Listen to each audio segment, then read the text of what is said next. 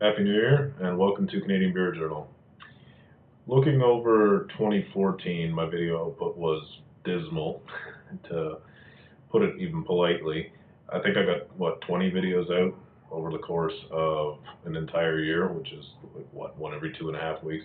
Not good, but, I do this for fun. I'm not expecting this to turn into the next viral hit. It's just really something for me to blow off some steam. So, if you can put up with the crappy output, then I'm glad for anyone watching it.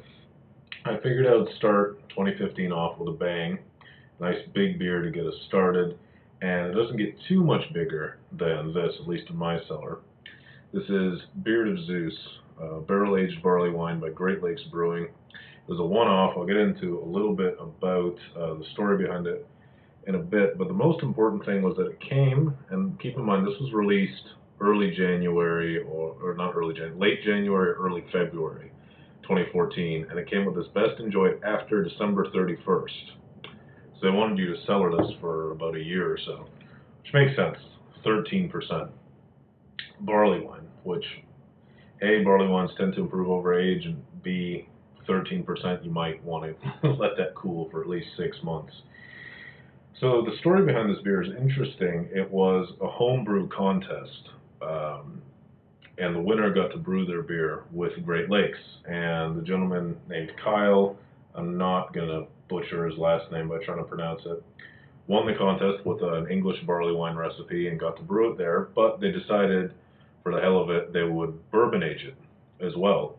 Now, the ultimate sort of ABV of the beer unoaked was 11.5%. They put it in Four Roses bourbon barrels for about a year and it came out at 13%. Now, if you're a bourbon fan, you know Four Roses is a very good bourbon. It's a very competently produced bourbon. Even the basic yellow label kind of one, the one around 25 bucks a bottle, is a really, really tasty, complex bourbon. So a good choice of casks there. They only did about 1,000 bottles of these, and I managed to get one sort of on a whim. I didn't actually hear about this in advance. I was just in an LCBO and I saw it, and at the time I was not into barley wine, so I actually passed on it at first. And I came back a couple hours later and I was like, that's a pretty interesting sounding product, and I like Great Lakes, so if it's still there, I'll get it. Went back, shelf was totally empty. In fact, I saw someone sort of scuttling out the door with like 4 of them in their cart there. It was a pretty pricey purchase. So I asked the person, do you have any left? And she said, yeah, we still have a case of it. How many do you want? Perhaps stupidly, I just said the one. So I got it and looked it up after the fact when I got home, and that's when I realized, oh, okay, this is like a 1 of 1,000 thing, and it's fairly rare and all the rest of that. So at any rate, basically what it means is I have the one bottle, and once I crack it, that's going to be about it. So hopefully it's good. English style barley wine, they have the stats here listed on the back. 13% alcohol by volume, 28 IBUs, so definitely more in the English tradition, not like an American one, say Rogue's Old Crustacean or Avery Hog Heaven or something in that line. This is definitely going to be a malt bomb. My only concern, if I have any concern going into this, is that having spent a year in the barrels and being a fairly sweet beer already, whether or not the bourbon soaked it a bit.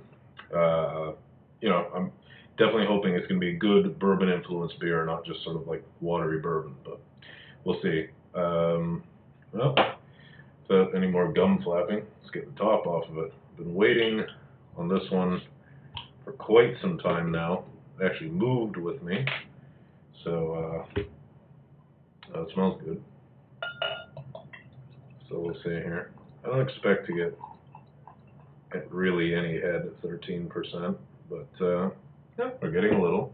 It's waking up. So getting a lovely, actually quite opaque, sort of a chestnut, dark mahogany color, with just a little bit of off-white kind of cream head there. Not a huge amount, but it is sticking around a bit. Not much in the way of lacing. Definitely getting a bit of the booze legs there, though. Anyhow, let's get a nose on it. bourbon right off the top, and let's see, fairly familiar. Four Roses, lots of vanilla, bit of that kind of carrot cake, almost verging on a creamy note there. But there's a bit of malt buried down there as well. Getting a bit of sort of toffee Christmas cake. Shake it up a bit. A little bit of raisin. Yeah, sort of like a lighter raisin, maybe a sultana or something like that. Well, smells good. Let's give it a whirl. Cheers, guys. Happy 2015.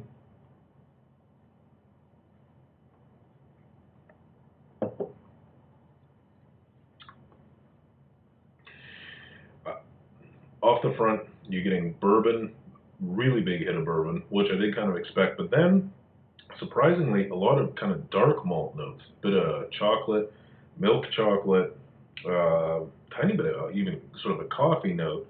And then I'm starting to get a bit of the toffee notes, a bit of sort of English butterscotch, that sort of thing. Little tiny bit of alcohol warmth at the back of the throat, not a huge booze nip as I was expecting. This beer is still a little bit cold. They're saying served to 8 to 10 degrees Celsius. I've had it out of the fridge now, say about half an hour, so it's probably getting up there, but I'm going to let it warm up a little bit more and tell you how it develops, and yeah, see you in a few minutes. Welcome back.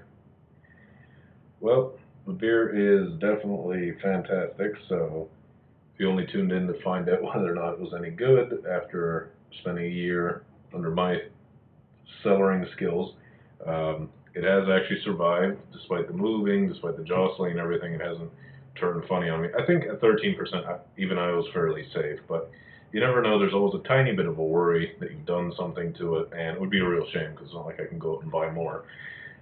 So this year actually was the first year that I was really taking barley wine seriously, and the issue is entirely my fault. What happened was right at the beginning of me getting into craft beers, I made a really rookie error, which was I think it was 2 or 3 weeks into me starting to get into different kinds of beers. I went out and I got the biggest, meanest beer I could find, which at that point was Mill Street's barley wine. I think that year came in 11.5%. And I got it the day or the day after it came out into the LCBO, immediately cracked it open and poured it and, you know, tried it. And I got this sort of, did the classic, bleh, it tastes like Buckley's or something like that. And I think a couple of things were wrong. One, my palate was not ready for a beer of that size. I hadn't worked up to it. I hadn't had anything near that strength. So that was stupid. And on top of that, barley wines really do get better with age. So to have it that fresh out of the brewery, or not, out of the bottle, was just compounded the problem. So unfortunately, that kind of soured me on barley wines. I was always kind of, winced at them.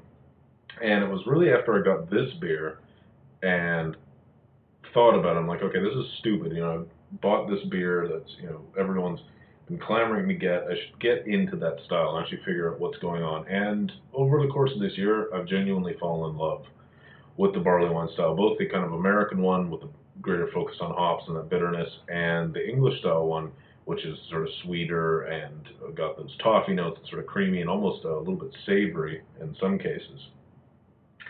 This particular beer definitely falls more in line with the English beers that I've had, which I kind of divined from the IBU to ABV ratio, being so far in favor of the ABV.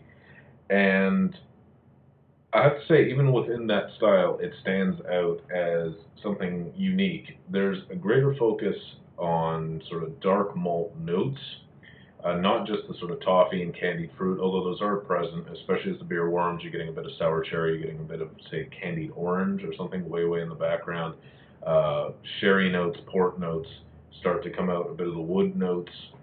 But there still is what I mentioned earlier, that almost stout-like coffee, a little bit of chocolate coming in. I'm not totally certain of what the recipe uses in terms of malts. I wouldn't be surprised to find that there's some proportion of chocolate malts in here. But what you're left with after a while is almost an English brown ale, like something that's like Black Oak's Nut Brown or something like that, which is kind of scary at 13% because it's quite quaffable, actually. The booze is so under control. And partially that's because I've had it for a year of cellaring, but I think even a year of cellaring wouldn't be able to hide sort of a badly done 13% ABV nib. So the beer is really, really smooth. It's drinkable. It's got a sort of even pacing. It's got a nice lingering finish. It's got a big bourbon sort of arrival, and all the notes in the middle really just fall into line. Nothing's glaring, nothing's out of place. So absolutely a wonderful beer. I would say right at the top of my personal list for barley wines that I've had. If I were to pair this, a little late now, but this, like many other barley wines, is quite food friendly in my opinion. That's a great thing about the barley wine styles. You really can stand it up to a main course, and it's not going to dominate everything. It's going to be a big feature, but it's going to work with what you're having. So I could see this with a nice turkey dinner.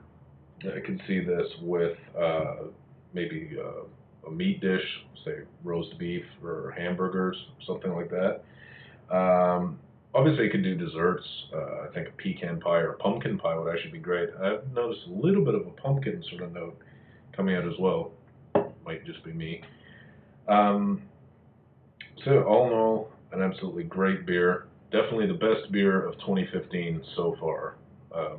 It's also the first beer I'm having in 2015. So probably be setting my sights a little bit too high if I hope they were all this good.